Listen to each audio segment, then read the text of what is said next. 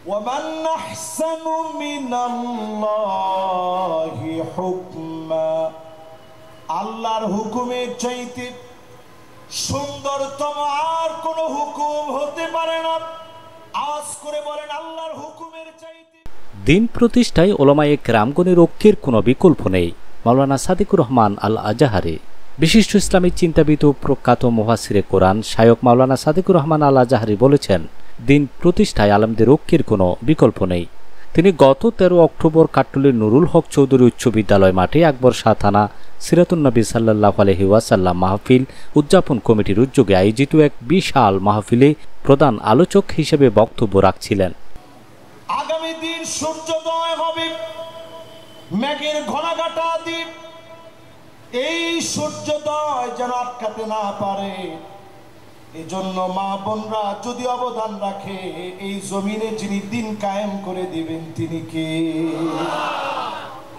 তিনি বলেন, আলেমদের মধ্যে দলাদলি অনৈক্য মোটেই কাম্য নয়।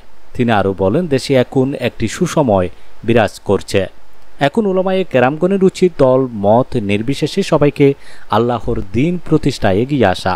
তিনি কোরআন হাদিসের উদ্ধৃতি দিয়ে বলেন, বিজয় পরবর্তী ইনসাফ কায়েমে আমরা সবাই যদি ঐক্যবদ্ধ না হই, তাহলে 6টি আযাব আমাদেরকে দ্রুত গ্রাস করবে। মাহফিলে বিশেষ আলোচক হিসেবে উপস্থিত ছিলেন আন্তর্জাতিক ইসলামী বিশ্ববিদ্যালয়ের অধ্যাপক ও কর্নেলহাট জামে মসজিদের খতিব ডক্টর আলী হোসাইন। মাত্র কিছু মানুষ এই কাজ করে, অধিকাংশ মানুষ দায়িত্ব পালন করে না, যার ফলে আজ আমরা দুনিয়াতে লাঞ্ছিত, অপমানিত, নির্যাতিত, বঞ্চিত, অসহায়। অথচ আল্লাহ আমাদের রব, আমরা লাঞ্ছিত হওয়ার কথা ছিল না, আমাদের দায়িত্ব আমরা পালন করছি না। তিনি বলেন, আমরা সবাই দায়ী, সবাইকে যার যার অবস্থান থেকে একজন দায়ী হিসেবে ভূমিকা পালন করতে হবে। ইসলামের দাওয়াত প্রতিটি ঘরে পৌঁছে দিতে হবে এবং ব্যক্তি, পরিবার ও রাষ্ট্রে রাসূল সাল্লাল্লাহু আলাইহি ওয়াসাল্লামের আদর্শ অনুসরণ করতে হবে।